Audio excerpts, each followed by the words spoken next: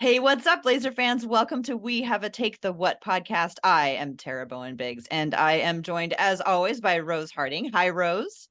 Hi, Tara. How are you doing? I am ready to go, and I'm so excited that we have guests today because it's been a while since we've had somebody else on the podcast with us today.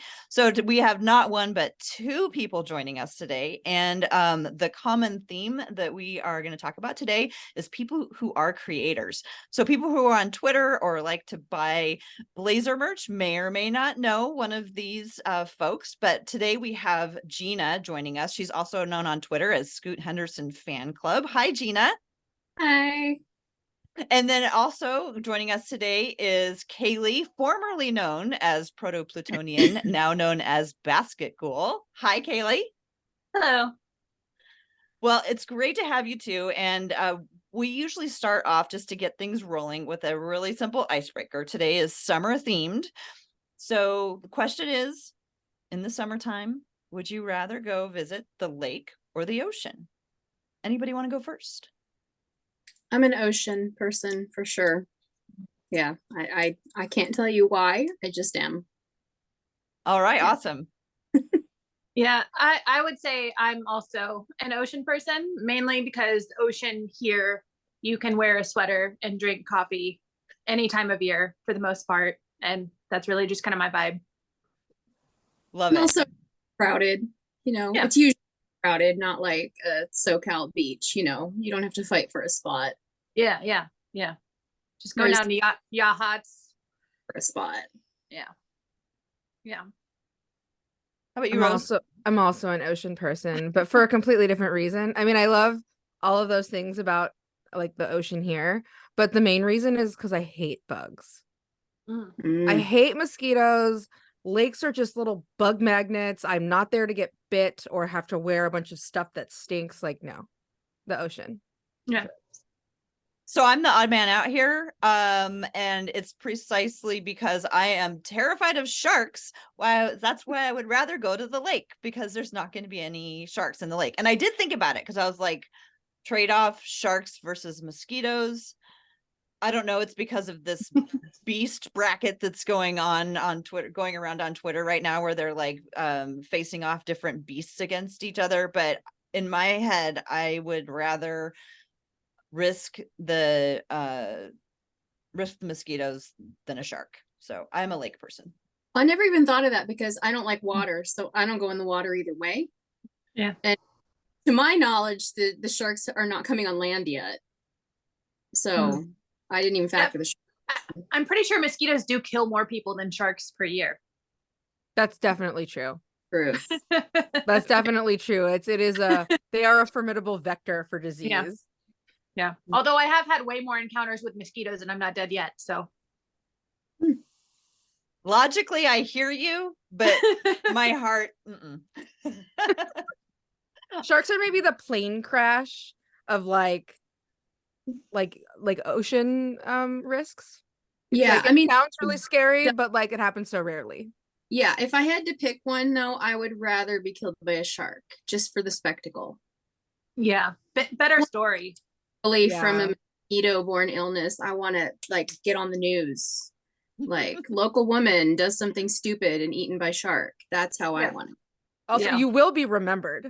Yeah, Yes. for like at least 12 minutes, until somebody does something stupider. Stories of your death will be used to scare children for decades. So That's why we leave a note. Exactly. I want that to death. Yeah. Yeah. Well, I just read a headline, of course I didn't read the article, that sharks off of Florida are starting to like get into cocaine water. So we might have cocaine sharks coming up next after cocaine. I'm I'm from Florida, so not surprised. Well, I mean, the water there is like 99 degrees now. So if you're in Florida, you come to party, right? Sharks come to Florida to party, like my iPad did just now. So yeah, if you're in Florida, you might as well. I assume. Everyone else is on drugs, so Yeah, why shouldn't the sharks get to partake in the drugs too? Yeah. Right. Yeah. Right. I mean, you practically have to be on drugs to make it through Florida these days. So Right. Florida man, Florida woman, Florida shark. It tracks. I wonder if we got any Miami Heat people who are listening to our podcast now to really, because they've really been investigating Portland and everything about Portland and Miami. They really are learning everything that they possibly can about our Yeah, I'm community not. right now. I'm just gonna go by stereotype. As far as I'm concerned, they're all Florida man, and Well, you know. I am from Florida. Bye, Felicia. Where are you from in Florida? I'm from Pensacola. I'm from the Alabama part of Florida, but it's still Florida. That's that's like the one that's in a different time zone, right? Yeah. The one that's in central time zone. Yeah. Because it's just central time zone starts around Tallahassee, a little bit after Tallahassee. But yeah, so I'm willing to be the Florida resident that goes on the record to say all Miami fans are wrong. The Florida specialist. I love it. Yeah. I love it that we have a specialist. Well, we learned a couple of episodes ago that there were 3 Florida guys on the roster, and Anthony, Nasir, and Kevin. Yeah, Nasir was born in Pensacola, where I'm from. Oh, he didn't live there very long, but he was born there. Very good. Well, now we have a Pensacola insider. Excellent. Great. Oh my gosh. So, okay. I apologize, Gina. I did not know your name. I knew your sweater, but I did not know your name before Tara said that you'd be on the episode today. And I'm so excited to have you here, and Kaylie too. I want to ask you guys, how did you start being a Blazers fan? Because we talk about this with everybody that comes on in general, and I feel like everybody's stories are so different, but people who like make stuff as a fan of the Blazers and like make Blazer stuff, I'm so curious how you arrived at the point in time where you were like, and I'm a big enough fan that I am going to put my creative energy out there for this. I was never not a Blazers fan. I love that. I mean, I am from Oregon.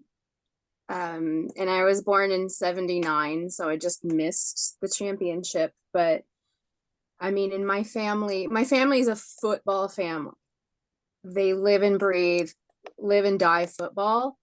Not me, I'm a basketball fan. But still, even on top of that, they're Trailblazers fans. Like my parents never watched a basketball game in their lives, but they have Trailblazers license plates.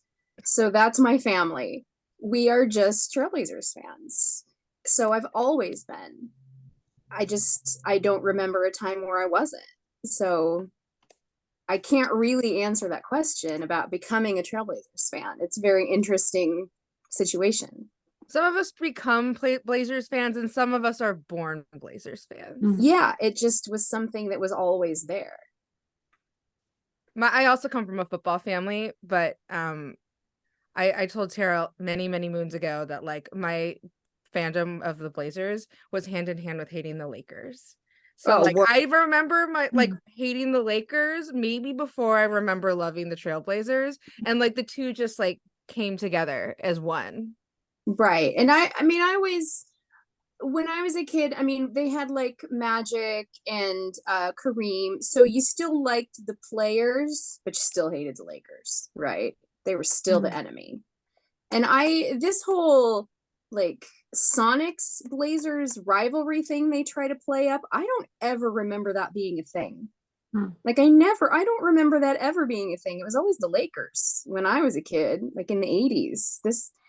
I think they're trying to use it to bring the Sonics back, but it was always the Lakers Blazers was the rivalry when I was a kid. So I hear you. Oh, Sonics hater right here. Like, yeah, no, that was when I came up was during the pinnacle of just hating everything from the North. I wonder if the Sonics thing is also a little bit about like an explanation, not like necessarily like the most historically accurate story, but like an explanation for why Sonics fans didn't just become Blazers fans after they got rid of the Sonics, because everybody was like, oh, we'll just put the Blazers on TV in that market and it'll be just like they had the Sonics except for without all the team stuff. And well, I mean, put yourself in that position. We would never have bought that either. No, Yeah, absolutely not. So no. I mean, that just doesn't work for any fandom. No, you just can't roll up a fandom into some other fandom and call it Right. good. Oh, you guys are Blazers fans now, so cool, right? I always wonder what's going to happen because they all, it's like clear they've been teasing that they want a team in Las Vegas. They want an expansion team in Las Vegas. And one, the most surprising thing to me is that Las Vegas is no bigger than Portland, population wise. Two, it's in the middle of the desert. And three, they've been Lakers fans for decades and decades. Do you really think they're just going to like roll up under a new team? And they have like all of a sudden like 4 new teams to support in the last like 10 years. Like, I don't know. That seems like it's spreading 500,000 people like pretty thin. Yeah, I mean, I don't know. I can't speak to that. I've never been to Las Vegas, but I feel like tourism, the few people who are from Las Vegas are not what they're thinking about when they're putting things there. I don't know. Yeah. Maybe they'll be like the Wizards. Like I've been to see the Wizards in person, and all of the people that are there to see the Wizards play are the visiting fans. Because nobody goes to like the people who live in Washington D.C. don't go to the games. It's all like the NGO and government staffers from everywhere else around the country. From everywhere else, yeah. And like tourists go. So like when I was there, it sounded like a Blazer home game. Nice. It was really, really random and weird. And if Vegas is that like that, maybe everybody will go to Vegas to see their team play. Or just for Summer League again. Yeah, I just went to Vegas for Summer League, and I think, I don't know. I think people will just show up to events there, no matter what's on, like which team. Was this your first Summer League? Yes, and my last. Vegas is terrible. I don't understand it. Like, it's so hot, and they keep adding, like they added the in-season tournament, which is now going to be in Vegas. And they keep billing these things as like, oh, it's a neutral territory. I was like, what are they going to do when there's a team there? Like, are they going to move it, or are they just going to keep it there? That's a good question. I don't know. Didn't they used to do a Summer League somewhere else too? They would do like Summer League Vegas and Summer League. Yeah, there's Florida. California. Florida. There's a Florida one, and then there's one in Sacramento. Yeah, but not all the teams participate. Yeah, they only have like 6 or 4 teams in those ones, so it's really tiny. That's so random. Shoot. Okay, so Kaylie, I want to get to you. How did you become a fan? Because I know that you weren't always. Saw you say something on Twitter where you said you weren't always a fan. So I would love to know how you became a fan. Yeah. So the day I became a fan was November 2nd, 2019. It was my first Blazers game. Before that, I had no interest in sports. Like, I don't know. I grew up in Florida. It's hot outside, and they made me run. And every time I had to run outside, I would throw up. So I was just not interested in anything athletic. And I was also a goth kid, so it was just, not really in the cards to cross over like that. So, but I was in architecture school. It was during finals, very stressed out. I'd been dating Eric, who has been a lifelong Blazers fan for a couple years at that point. And he just invited me to a game. And I was like, I will do anything to get out of the house right now because I don't want to do schoolwork. So I went to the game. I looked it up. It was a Sixers Blazers game. And we lost by 1 point because Dame missed a buzzer beater. And I just remember on the way out asking Eric, why didn't anyone tell me basketball was cool? Like, no one told me. And here I am. I haven't missed watching many games since. Like I remember when I get to that mental space where I need to procrastinate on something, I start obsessing over something else. And usually it's very short-lived. Like gardening was very short-lived for me. But yeah, I don't know. It's stuck. I don't know. How long did it take you before you decided like I need to put my creative energy into creating Blazer stuff? That was also another, like most of my interests come from procrastination. Like when I'm supposed to be doing something else, I pick up something else. And it was probably doing schoolwork. And my first thing I made was a Trade Jody sticker. And then that seemed to, I was going to, start making other things too. Cause I was just like, I'm gonna, buy this equipment and start making stickers. But the Blazer stuff is really just kind of what has sold the most. And I don't know. I still do make some other things too, but you know, it's fun because I am so plugged into Blazers Twitter, for better or worse. So I feel like I always have ideas and things from that. I love that. Gina, what was the first thing you made? The first Blazers thing I made was probably the Dame sweater, actually. Really? That's Oh, no, that's ambitious. it wasn't. I forgot. The season before, I made another sweater that just said Portland Trail Blazers on it, and it had a pinwheel on the front. I forgot that because that was the half season, you know, the canceled season that I always forget existed. So that was the first season I worked at Moda Center super part-time. So I kept seeing all these, you know, we got to, you know, the holiday season and people started wearing blazer sweaters, and I thought, oh, those are so cool. And, you know, they're so expensive. And plus I was still really big at the time. It's hard to find big sizes. And I didn't want that machine made look. So I just started knitting up you know, I'm always knitting anyway. So I knitted myself a sweater, and just in time for the season to shut down. So But you have like a wonderful sweater, like a sweater you can wear that forever. And then like, you know, maybe you put it away for a while, and then 10 years down the road, you can pull it out and people will be like, oh my God, you have an amazing blazer sweater. Did they sell that? And you're like, no, I made that. yeah, no, I get that all the time. Hey, did you buy that in the store? Where did you get that? Yeah, so I get that a lot. I'm like, especially that first one, I'm like, are you kidding me? This looks like somebody's 5-year-old made this. But A 5-year-old who can knit. yeah, well, I was a 5-year-old who could knit, so but yeah, I do get that a lot, you know, hey, where did you buy that? And that always makes me feel good. How long did it take you to plan the Dame sweater? The planning was a lot. I took the pic. Well, I didn't take the picture. I found the picture online, and in order to use it, because I don't think it was a public domain picture, so I had to change it a certain amount so I felt comfortable using it, even though I wasn't selling it. You know, there's some copyright issues there, so I don't think legally I could actually ever sell this, even if I wanted to. I never want to. So I screwed around with it in Photoshop, and then it was tough because I couldn't make it flesh toned, because, you know, how do you do that borderline of making it like a respectful flesh tone using the palette of yarn that you can find, and not making it, you know, into weird minstrel show territory. So decided to make it an abstract color palette instead, which turned out really cool. And so that whole process probably took me 3 weeks or more just to get the chart all ready to go before I even started knitting it. Wow.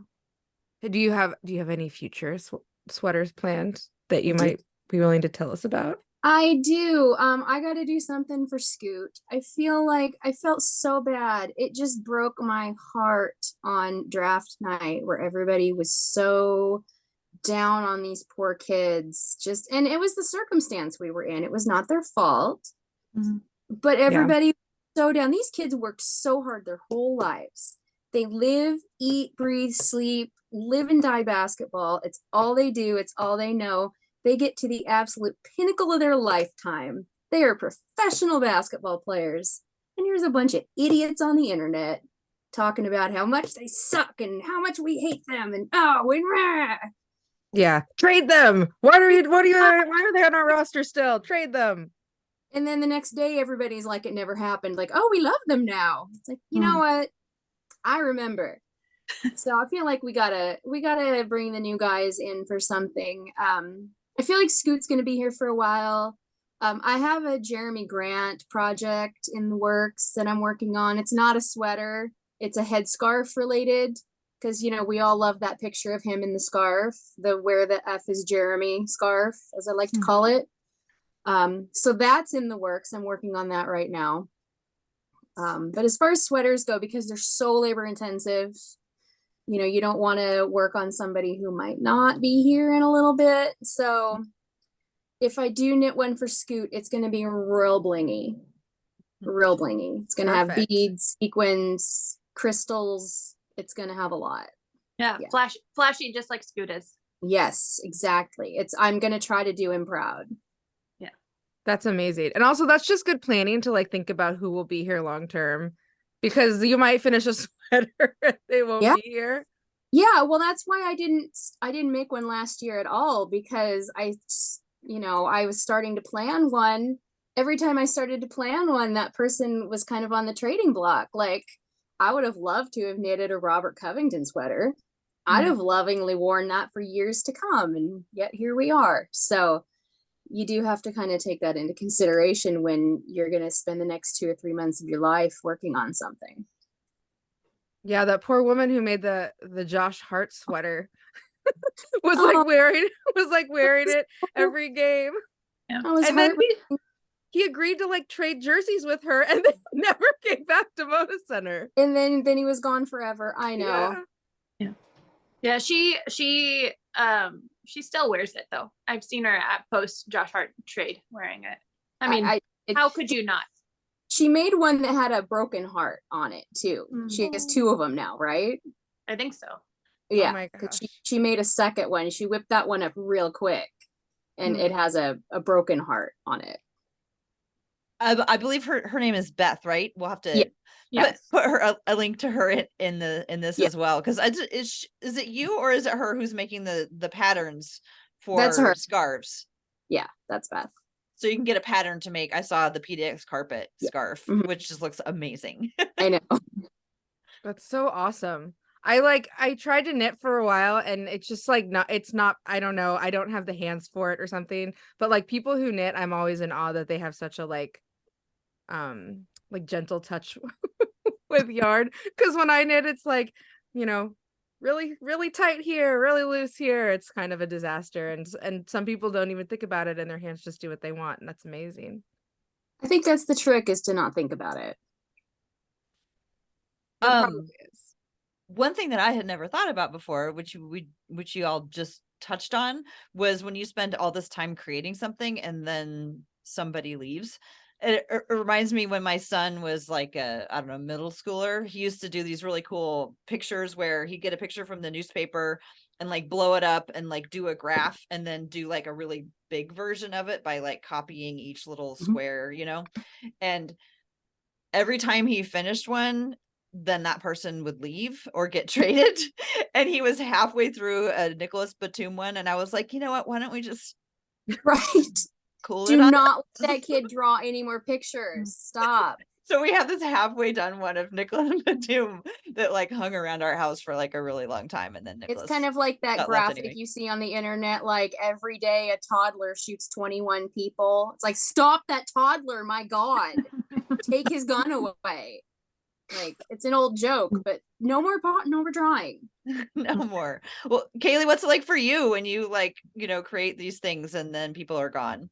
Well, so probably the most stark example of this happening to me is I made a Gary Payton II sticker, and 2 days later, all the drama happened. And it came out of nowhere. Like, no one was really expecting it, and I was just like, well, crap, what am I gonna do with this now? I've waited too long. I mean, he wasn't on the team a very long time, but boy. And I was like, well, now I had put it on my, I don't put all my stickers on my iPad cover, because that's what I use to illustrate a lot. But I was like, I'm gonna put him on it because I was like, he's such a fun little guy, nothing could ever go wrong. And yeah, so I had to take that sticker off. We had to there was like full disclosure here. He was in my sweater queue. He was at the top. Yeah, I mean, he was so fun while he was here until we found out, oh no. Right up until till we found out he was an insane person. Yeah. There was I remember there was a lot of anticipation leading up to that too, where we were all really excited to see him play, and then it was getting we were getting nervous about it. And I mean, but I don't think anybody could have predicted that we would be trading him back to the team that he just left. But when you look back at the Warriors salary situation and their cap, they couldn't pay him, and the only way for them to get him on their team was to trade for him after they let him walk. But I'm like you guys. I probably would have predicted he'd be here a while because he was like the only person we signed last summer. He was like, and we like touted him. We're like, yeah, Gary Payton too. Like, look at us. And then all of a sudden we're trading him like inside a year. Like, Yeah. Well, and to Kaylie's point, he's such a fun little guy. Like, oh, he's a fan favorite. And then all of a sudden he's just like, what? Like, yeah, surprise, he's the devil. He's like, okay. Turns out he hated us this whole time and never wanted to be here. And okay, cool. But Bye. we all know what Toradol is now. That's true. We all learned something. Yeah. And who knew you could inject it? I didn't. No. Medical professionals didn't, and now we all do. Yeah. And he wasn't even injecting it. Well, because I don't know if he can. But anyway, that's Yeah, it's something they talk about that they do for football players. But yeah, that was just a whole boy. If that just doesn't sum up how the last year has really gone, it should have been a sign. Right? Yeah, Should have all just bunker, gone in it, hibernated for a while, come out in a few months. So how do people go into your queue? Anyway, I don't know. I guess just like a feeling. Again, maybe I should never knit another sweater because I thought Dame was. I called it a couple of weeks ago. I don't think he's going anywhere. I'm just gonna live my life thinking that this whole thing is just blown so far out of proportion. I think his agent overstepped his bounds, and I think the whole thing is just gonna blow over like nothing ever happened. But back to my previous point, I just don't know if I should knit any more sweaters because it might be the kiss of death. Maybe we should all pick a player we don't like, and then I should knit a sweater of them. That's what I'm gonna start doing. So I well, not knitting a sweater, but like I have a 6-year-old and I bought her first jersey this year, and it was a Dame jersey, and I bought it like a month, like in May. I bought it like in May. I was, because kids grow so fast. I wasn't gonna buy her one like when she was little, because it would only last for a year, and now she's at the age where she's slowed down a little bit in her growth. So I bought it like a tiny bit big, and I knew it would last a few years. Well, I bought her that Dame jersey, who's her favorite player, and now I've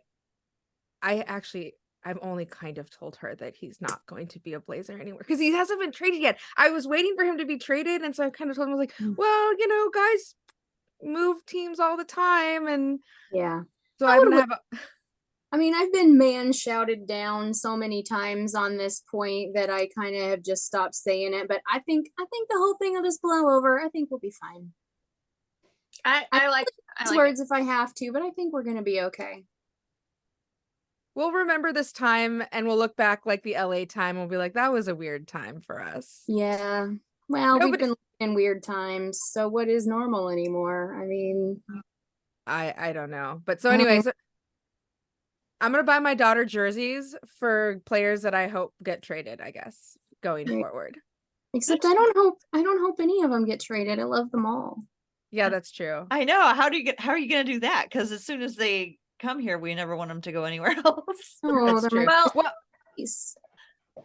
When I was early in my fanhood, I did contemplate getting a Mario Hezonja jersey, just because who has one of those?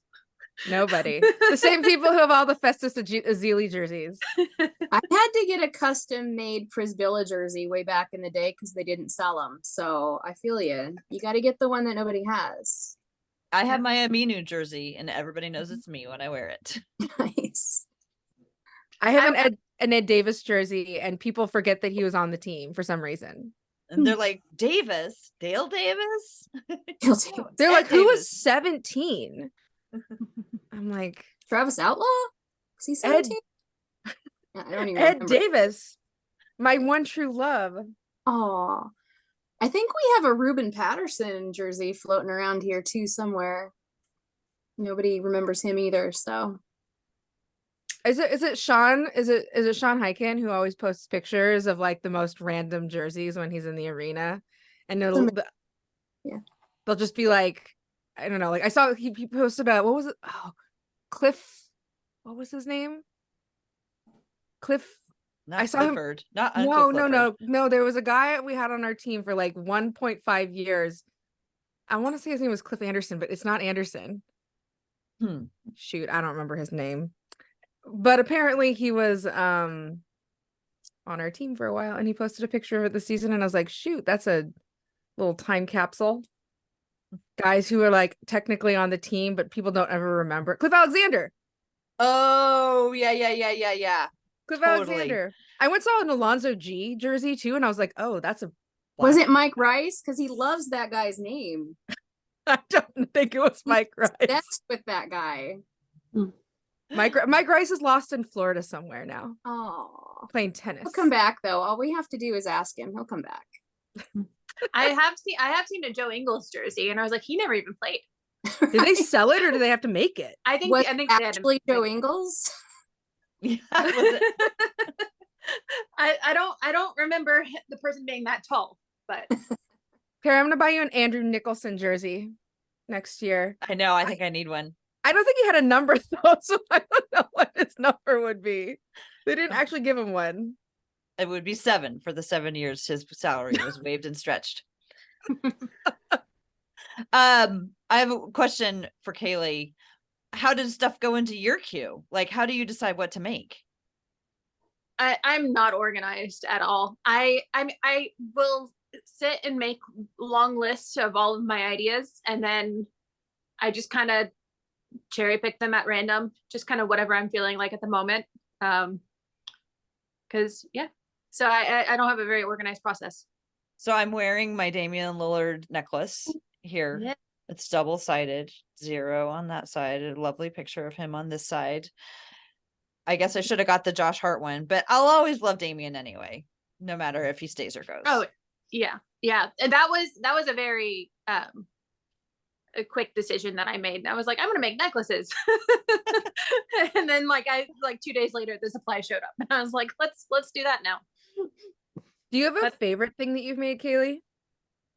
Oh, I don't know. I mean, I do like the necklaces, because I feel like as soon as I thought of it, I was like, I haven't seen anything remotely close to this like available for purchase anywhere. So I don't know, I like that. And because I have to make each one of them, I mean, I make everything by hand, but like that one is like a little bit more of a process than some of the other things that I've made, so it feels a little bit extra special. So yeah, probably that. Kaylie made me last Christmas a custom Christmas ornament of Tony Brothers in a Santa hat. Because Tony Brothers the ref. yes, Tony Brothers the ref. Because my husband is like a very casual basketball fan, just sort of like adjacent to my fandom. And he's like, whenever he sits down to watch a game with me, for some reason, it's always a Tony Brothers game. And he's like, I hate this guy. I hate this ref. He's the only ref in the NBA, and I hate him. I'm tired of seeing his big, stupid face. And I'm like, well, lucky for you, you have a wife who likes to troll you, because now you have a Tony Brothers Christmas ornament on the Christmas tree. And I put it in his stocking so that like my daughter thinks that Santa brought it. I don't know why I think that's funnier. Like, some issues. He can't like outwardly be mad at me in front of her. I got a Tony But you Brothers. can't be mad at what the big man brought you. No, Right. this is just what Santa like thought you'd like. So Right. Do not question Santa. And who knows us better than Santa? it's true. Yeah. He spies on us 24/7. Right. He's spying on us right now. Yeah. Oh no. We're That's probably gonna get something crappy Probably now. why I haven't got a present from Santa in like 35 years. Rose, that is expert level trolling. I'm very impressed. I just really wanted him to have Tony Brothers in his life a little bit more. Because Yeah. he's the only ref in the NBA, which is so funny because everybody else like gripes about Scott Foster. Tyler's like, who's Scott Foster? It's the other Tony Brothers. It's Tony Brothers to everybody else. Maybe someday the Blazers will play a Christmas Day game again. In Maybe, 5, but like 6, 10 years. Who When is knows? it- Or Well, if James stays. as soon as Scoot really takes off, I think they're gonna have us on all the national broadcasts again. not like 3 games like they did last year. You know what they're gonna do? They're gonna make us play the Heat on Ugh. Christmas. That's what they're gonna do. That is No. totally what they would do to us. I know. But it's not, Ugh. because Dame is still going to be here playing for the Trailblazers, and it's going to be fine. Do Okay. you hear me? I'm starting to come around to your way of thinking, because if I am Damian Lillard and know that I want to go to Miami, that's where I have said I want to come, and I'm sitting there watching Miami do nothing and make no effort to get me, I'd be like, do you really want me? I'd be offended. Yeah, wouldn't you be? I have an alternate universe theory that Dame Jr. just grabbed the phone and said, I want to go to the beach. But he accidentally texted Dame's agent, and Dame's agent went like, oh my God, he wants to get traded to Miami. Let's do this. And just went off the rails with it. And this whole thing is just a huge comical misunderstanding. And Dame's too classy to walk it back in public. It's a completely awesome, wacky, like, Believe in my heart is just the agent went cray cray, and Dame is too classy of a man to walk it back in public, and he's just gonna let it all play out. He's working out in Trailblazers shorts. His family's tweeting about how much they love Portland. I just think it's all gonna be fine. I told Tara that my like dream scenario was that like we decide to like not trade him this year, or like, you know, not at the beginning of the year anyway, and that he just sits, but the new guys all put it together to be really, really, really good, just like kind of like lightning in a bottle type of a thing. And then it comes time to like, you know, the trade deadline, and the Blazers are in first in the West, and he decides to stay. Yeah. That too, but I also want him to play. I don't want him to sit. I don't want him to be punished. I do think he'll choose to sit if he's still here on this team in the fall. I mean, I hope I'm wrong. I just think that like it would be very awkward for him to face the fans that way, and also like risk injury for like trade value or whatever. Trade value, what is trade value anymore? I don't even know. But you know, I feel like that makes the most sense, like for him to do like a Ben Simmons type thing. But I don't know, maybe he'll still play.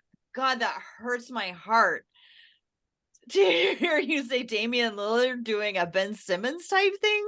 I mean, the overarching like narrative is the Dame loves to play so much, is that he wouldn't sit.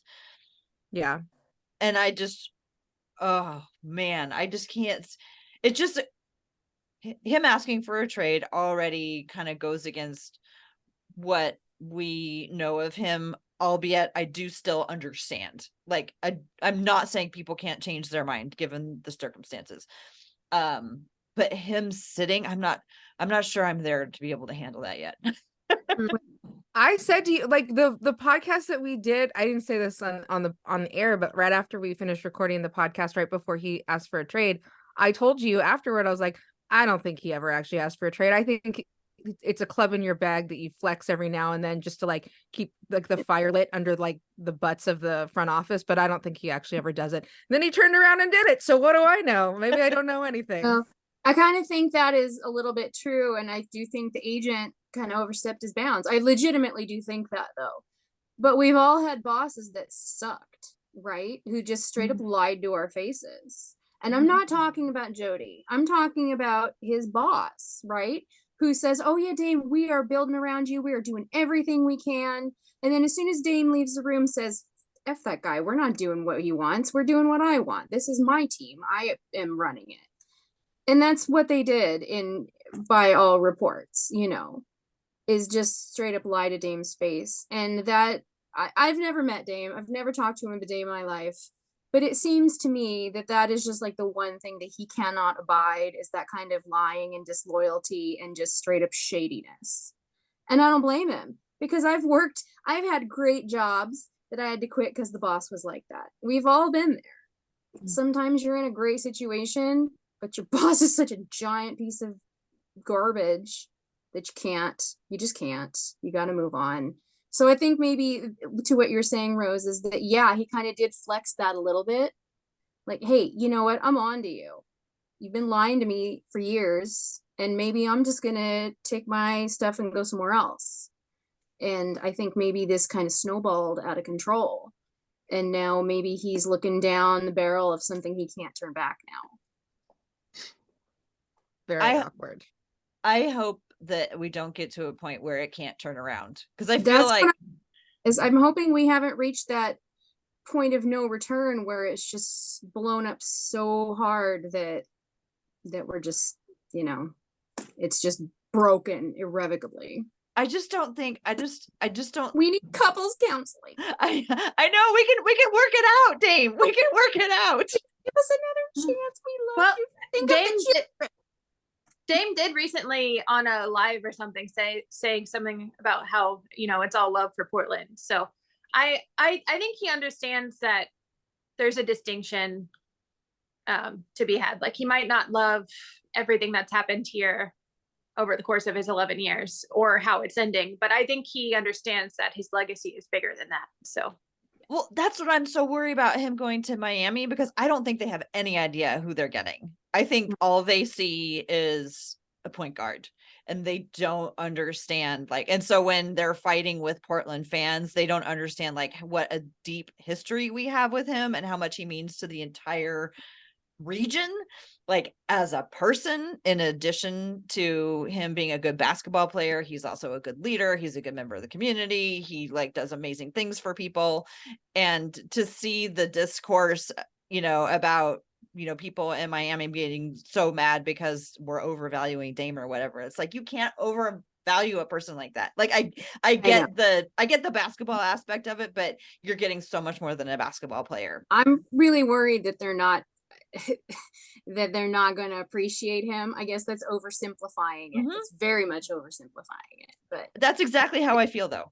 That they're going to get this saint of a human, and they're just going to, go play basketball, do your job. I'm going to go home and shut up about it. Like, they're just going to get this great, you know, classy man who does all these great things, and they just want him to shut up and play basketball. And what a waste of overall talent when they're just going to use one little bit of his talent. And that's what I get from the Miami Heat fan, from the ones who complain on the internet anyway. I'm sure, like us, there are some great ones too, but they don't complain on the internet, so I don't get to hear their take. But the ones that complain on the internet just seem so awful. Sorry, but you know, they don't seem to really care about Dame the person. And I do. I love this point that, like, you know, to love Dame is to love all of Dame, and to love to love Dame is to love his family, it's to love his kids, it's to love his parents and all the good things he's done in the community. Yeah. That is You get that Dame, is you get the basketball. whole Lillard clan, right? Yeah. You know. And I'm like, can you guys love Dame Jr. the way we love Dame Jr.? Yeah. Can you guys love Chunk the way we love him? Yeah. What about Chunk? Kylie is the best Lillard. Thank you. I will not be taking questions. I have a suspicion that Kylie might be Dame's favorite. She's my favorite. I get it. Yeah. Just the way he looks at her. It's the sweetest thing on the planet. The daughter thing. Yeah. Yeah.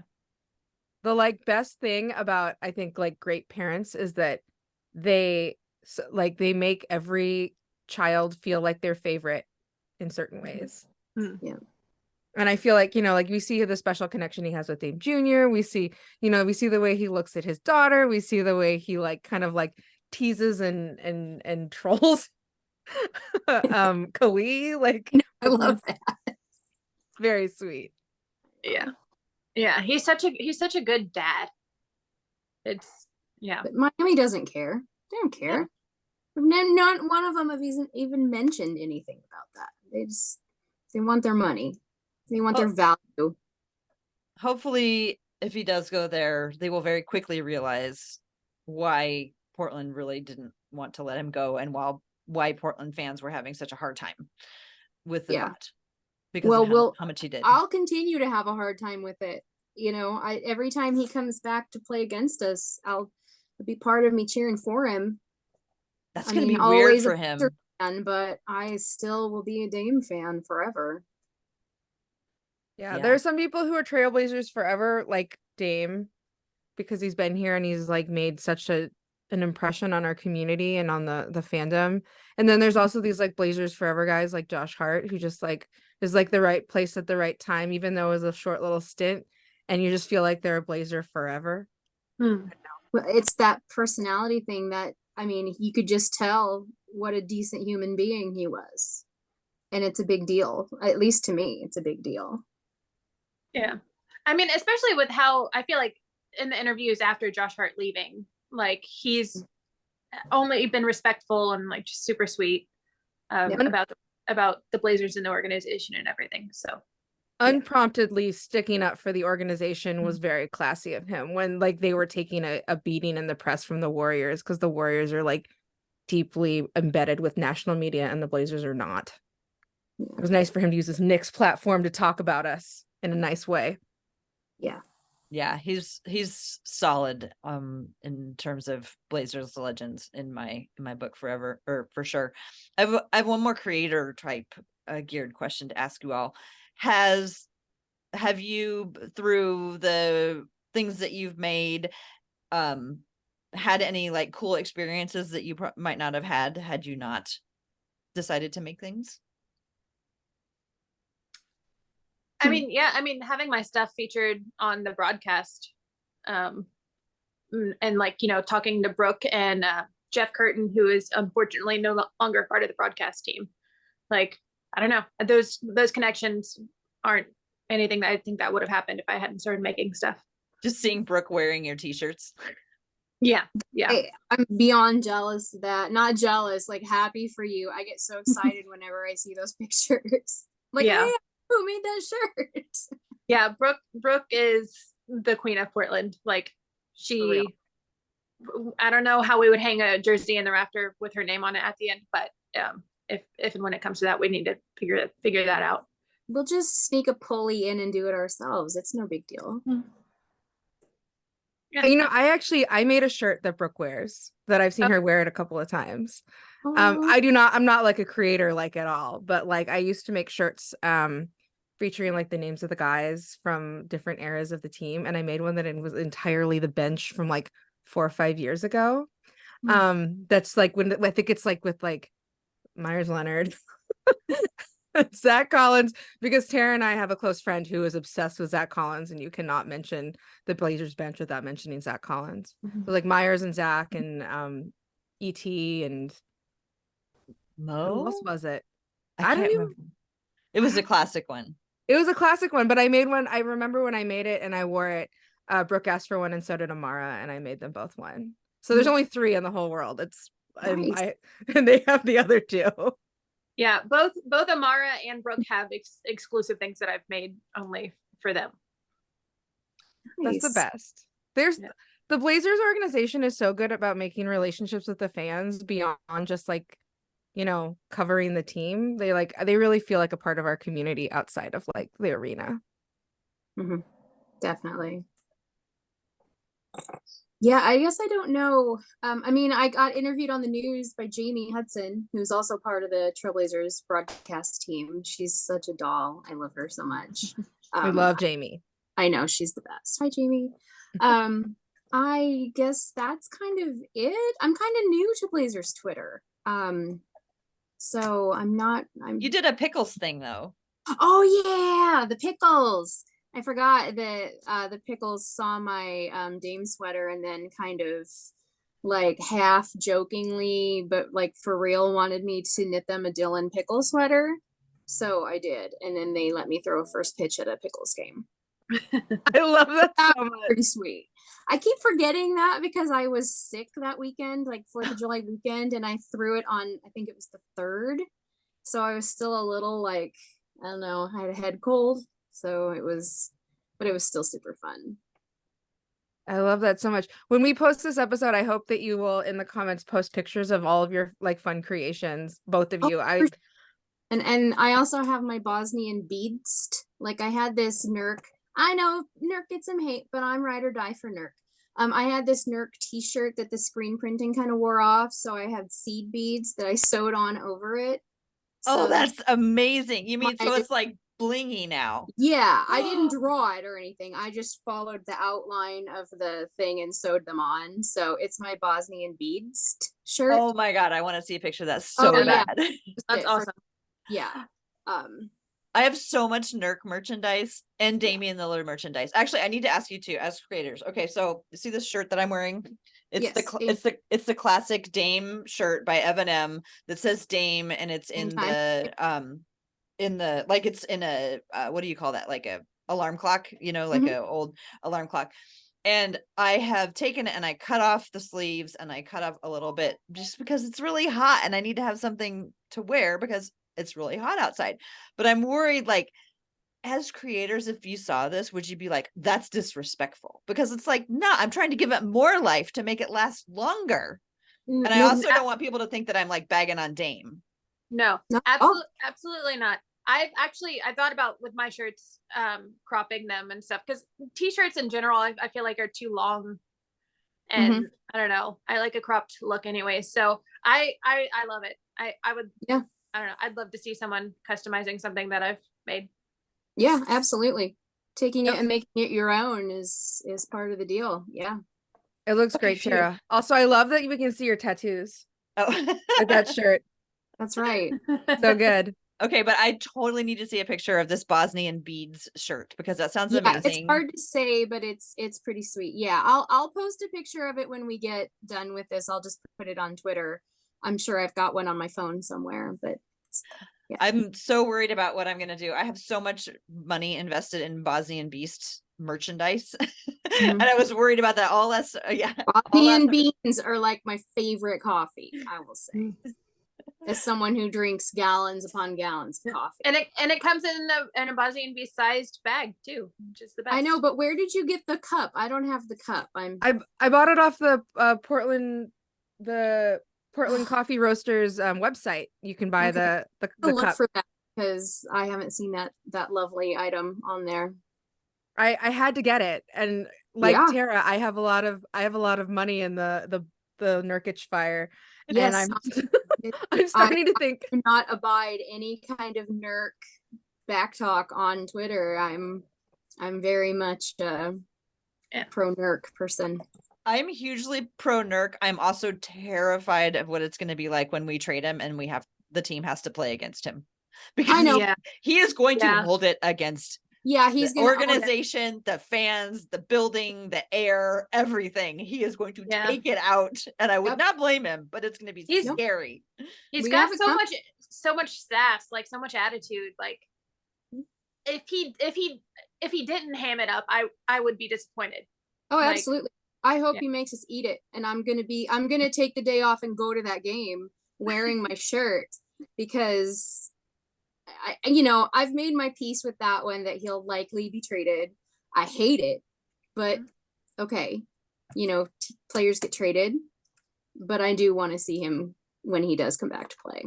Yeah, I mean, all the reasons that we love him as a Blazer are going to be the reasons that we hate him when he's not a Blazer anymore. Absolutely, it's going to be a love-hate thing.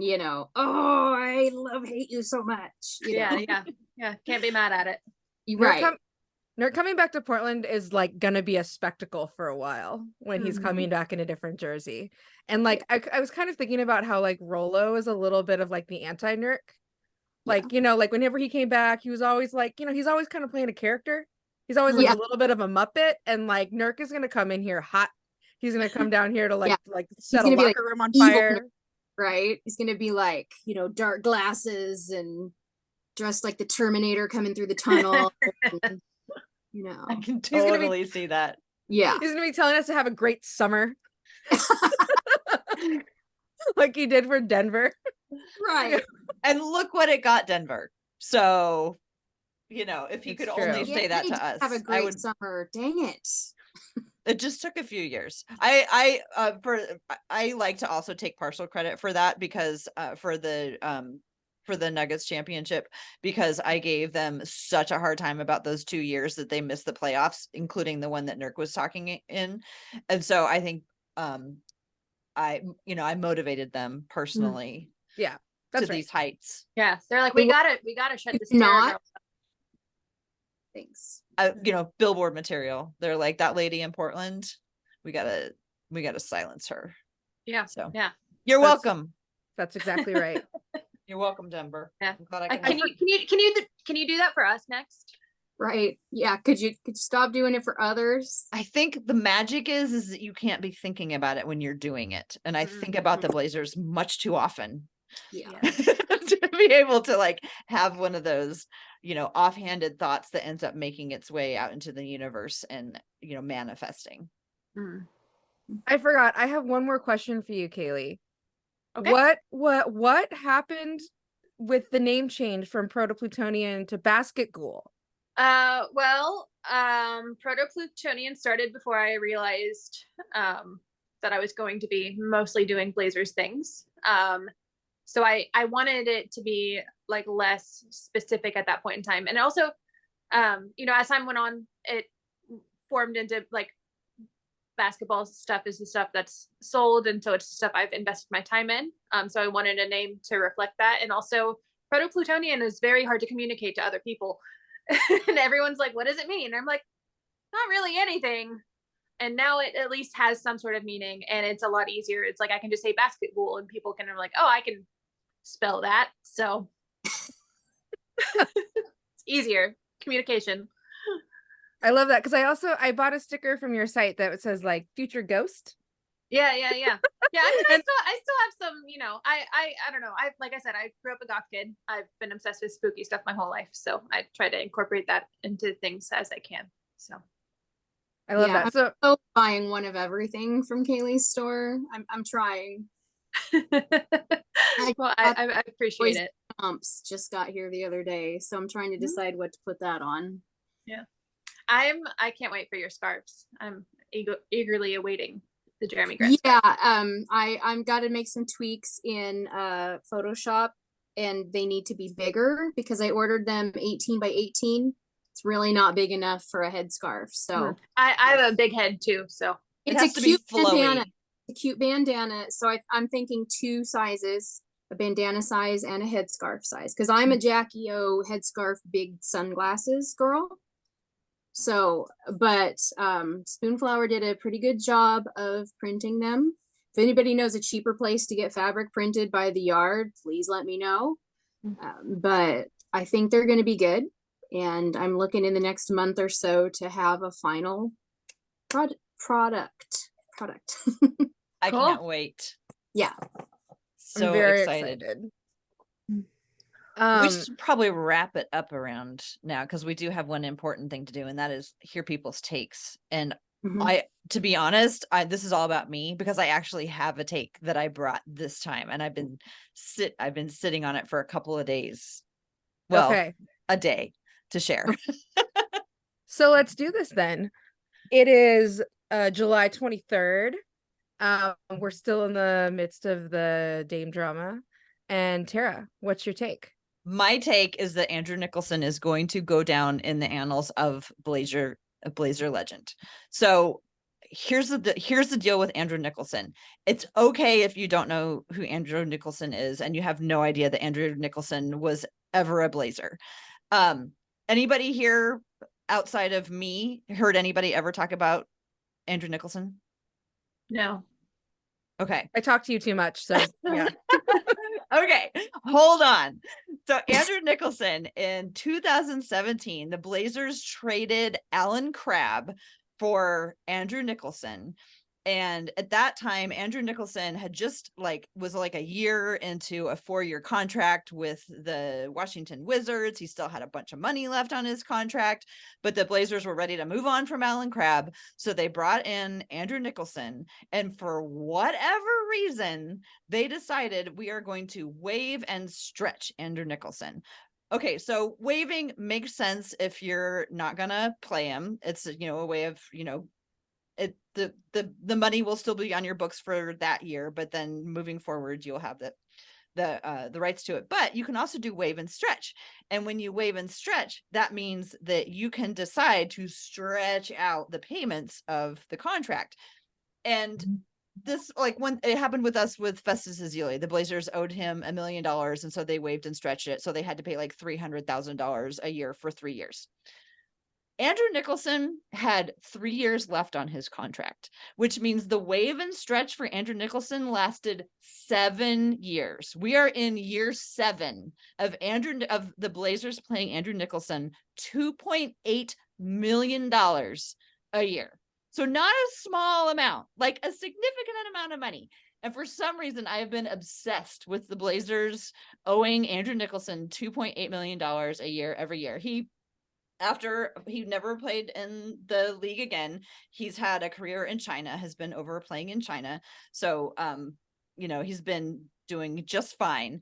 But I just think it is so funny that they committed to 7 years of paying somebody who's never going to be on their roster. So over the years, Andrew Nicholson made more money while he was playing for the Blazers than Seth Curry, Jake Layman, Pat Connaughton, Carmelo Anthony. Like, he was frequently like the 7th or 8th highest paid player on the roster over these last several years. Anthony Simons before his new contract, Ennis, Gary Trent Jr., Pau Gasol, Nas Little. Last season, Andrew Nicholson made more money than Trendon and Jabari combined. Okay, so and that was in year 6. So like my joke was always like at the beginning or the end of the season. And it's like, all right, welcome to the 4th year of Andrew Nicholson, or like, hey, good news. After this year, we only have 3 more years of paying Andrew Nicholson, and then that money will come off the books. So part of my take is an apology to Andrew Nicholson, because this week he proved himself to be a Blazer at heart. Here's what happened. Draymond Green is on Paul George's podcast. I'll let us just sit with that for a minute. Okay.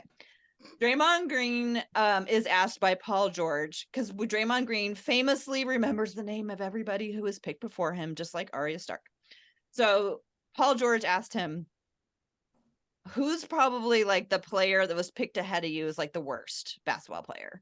And Draymond Green, kind of an awkward question. Like, you don't want to like say anything really, even Draymond Green has a little bit. So instead of like really going in on Andrew Nicholson as a basketball player, for some reason goes, well, Andrew Nicholson was picked number 19 by Orlando, and he didn't even look like a basketball player. I mean, why would you got to look like a basketball player to like play basketball? And so it's just an odd thing to say. And then a couple of days ago, Andrew Nicholson, Blazer legend, responds by saying, I didn't know Draymond Green's been thinking about me for 11 years. Gene, yes, I love this man so much. Andrew Nicholson, I apologize for any time I may have used your name in jest. The way that you responded to Draymond Green puts you in my Hall of Fame for Blazers. Anybody who can make a golden warrior uncomfortable, get in his head, total legend in my book. So right. That's my take. Andrew Nicholson, you're the man. He's been living in Draymond's head rent-free all these years. Sounds like he's been earning that paycheck. I know. Yeah. Absolutely. Worth every penny. Yeah. He's just been tormenting him constantly. Yeah. I can't believe like Draymond Green still like talks about that list, because at this point it's been a really long time. He has a bunch of rings. He's on a really successful team. He's had a really great career. Like, why do you want to sit around and punch down on other people after all of that? Like, it's so weird. It's so weird. It's like somebody got really rich and then like 15 years later is like, I don't know, like talking about the people who picked on them in high school. Well, why does somebody ask him about it? I mean, why keep bringing it up? I think you get asked about it because he talks about it still. Yeah, like, it's like part of his personality. Down and like fold it up in his wallet, just in case somebody asks him about it. It's like, oh, well, here's my list. People just want the sound bites of him saying something mean about another player, so it gets lots of like shares and views and whatnot. Yeah. It's really funny, Tara, that you said it was very Arya Stark, because in my head, it's the Steve Buscemi character in Billy Madison. Yes, that's who I think of. Guy. Yeah. I forget his name, but he's out there like holding grudges with his list of people. Right. Yeah. Well, that's a really good take, Tara. And I love that little tidbit about Andrew Nicholson because I wouldn't have known it without you because you're the only one in my life who talks about him on the regular. It's like you and Andrew Nicholson and Lindsay and Zach Collins. And if I didn't have you guys in my lives, I wouldn't think about them. I need more people to see the beauty of this, to see the irony and to see how uncomfortable a golden warrior, could be about this. Yeah. Amazing. Your bit about him being paid more than Trin and Watford and who else combined? And Jabari. Yeah. That just makes me more sad about That Trendon. hurts. That stings. Yeah. So we can afford you. Love you, Trendon. We could have afforded you if we didn't have Andrew Nicholson on the books. We can afford him next year because this is the last year. This is year 7. Okay. 7 years. Next year on this podcast, Tara, we're going to have a retirement party for him on the last day of his contract. Hey, maybe you could get him on the show. Yeah, he was a great guest. So he went on somebody else's podcast to respond to Draymond with that. So he obviously does podcasts. So Andrew Nicholson will be looking to make contact. He seems like a perfectly great guy. Yeah, Totally. I mean, why not? Okay, Kaylie, Gina, what's your takes? Well, I already gave my take, but my take is that Dame's not going anywhere. That this whole thing is just such a mess because Dame Jr. got a hold of the phone, texted that he wanted to go to Miami to the beach, and it went to the agent instead. And the agent ran with it because apparently he's a crazy person who shouldn't be an agent. And he's just so busy with his other 4 clients. 4. One of whom is Gary Payton, too. Ugh. Crazy person, right? Agent, if you're listening to this, don't get mad at us. It's all a mess. It's all a mess. He can be mad at me. That's fine. I don't care.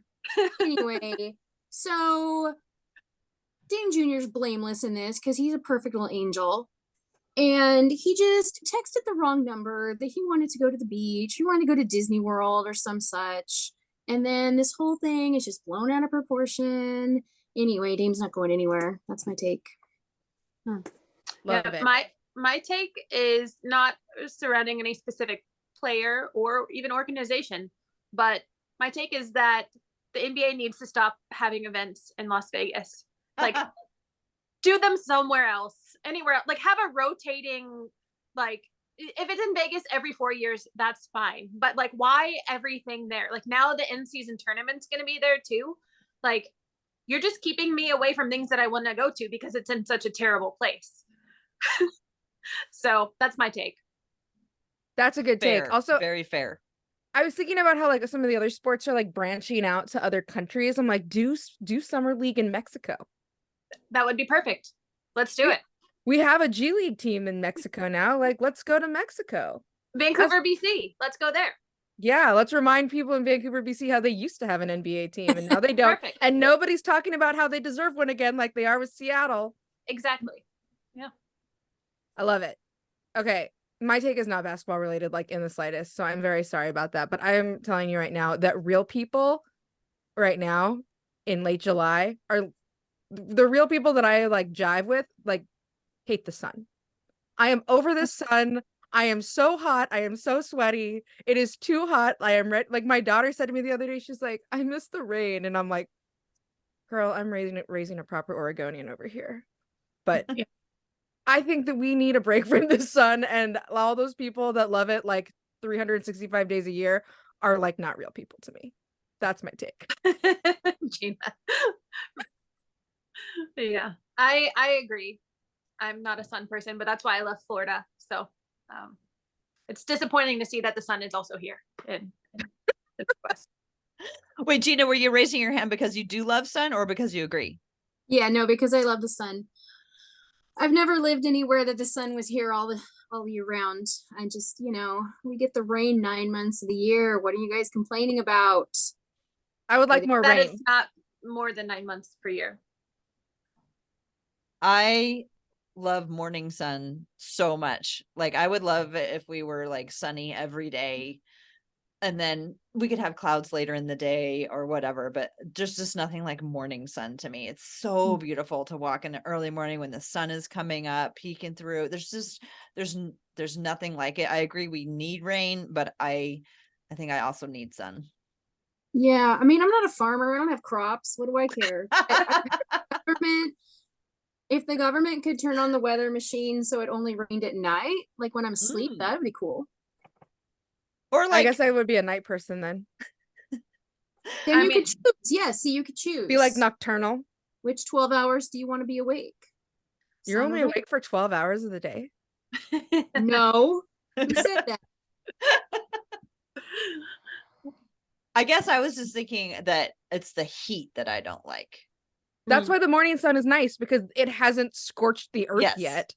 But by the time it's like halfway through the day, it's been up long enough that it's scorching everyone. Like, we've seen you enough. We get it. You're pretty. You're bright. All right. Yeah. I also could just have a sweater or a shirt that has like blingy beads on it and get the same kind of wonderful enjoyment, right? Yeah. I'm terrible suburban take is that I have a backyard. So I guess maybe I shouldn't be allowed to be in on this conversation, because it's like 10 degrees cooler out there than it is in the city. Yeah. I'm always the odd person out here. I would be happy if it was perfectly overcast 365 days a year. Like, I think I might actually be a vampire, but I'm okay. I accept that many people don't feel this way. I would love to be able to wear a light sweater every single day of the year. I am a sweater person. I'm wearing a sweater today. Like, unless it's like 100 degrees, I will be wearing a light sweater and like layers, so that I can like adjust my temperature throughout the day. But like, when it comes to the point where I just have to wear as few clothes as possible with absolutely no ability to like adjust my internal temperature, then I get cranky. Or even dream of a sweater. Yeah, that's right. I like scarves and sweaters. What can I say? Yeah, same. Shoot. Well, did we get everybody's takes? We got everybody's takes. Excellent. It has been so much fun to talk to you and to get to know about like your creativity and Blazer fandom and just talk about Blazers and stuff. Where is the best way for people to watch for your stuff or you on whichever platforms you're on? Lord even knows it's going to take us like 90 minutes to just explain all of the platforms we're on. But Gina, why don't you go ahead and tell people how they can find you and your work? Best place to find me is on Twitter. I'm at Gina Marina, all one word. On Instagram, I'd find me on Twitter. I can't remember what my Instagram. It's all on there anyway. Yeah. For me, Kaylie, I am Basket Ghoul across platforms. There's a period between Basket and Ghoul on Instagram, but if you just search Basket Ghoul, it shows up. Except for Facebook. I used to have a Facebook, but they thought Basket Ghoul was offensive. Their automated system would not let me change it. And I never posted on it anyways. Facebook's terrible. So don't look for Facebook. Basket Ghoul is offensive? They says their automated system would not allow that name. Is it the basket or the ghoul? I don't know. That's a good question. Maybe it's the combination. Wow. Yeah. That's a hot thing to catch in your algorithm. Yeah. Yeah. I tried to submit a report, but they don't care. That's offensive to ghouls. I feel slighted. I mean, I don't have a Facebook, but now I'm not going to have one. Yeah. There's no reason to have a Facebook anymore. No, there really isn't. Tara, where can people find you? They can find me at TCB Biggs, 2 B's, 2 G's, on Twitter and Instagram, and now Threads and Blue Sky. I finally got my invite to Blue Sky thanks to Jason, and I kind of like Blue Sky. It's pretty easy to. It's a lot like Twitter, and I'm also on Mastodon, but I cannot for the life of me figure out how to use that. So, if you aren't on Twitter and you don't want to be on Twitter, probably Threads or Blue Sky is where I will be. I'm not sure. I have so much to consider. How about you, Rose? You can find me at Rose L. Harding on Twitter and Instagram, and I think nowhere else. But my, just fair warning, my Instagram is like not basketball related like at all. It's just like my family and food that I eat and stuff. Cause I'm a millennial. We all contain multitudes. Yeah, that's right. And you can find me in the We Have a Take Discord, which we have a link for on our Twitter, right? Yeah, we have a link for on our Twitter, I think. So yeah, come find us there and talk about basketball with us there. Give us your takes. You can find the We Have a Take podcast at We Have a Take on Twitter, and you can find it wherever you get your podcasts. Thanks everyone for listening. Thank you so much to our guests, and we will catch you later. Go Blazers.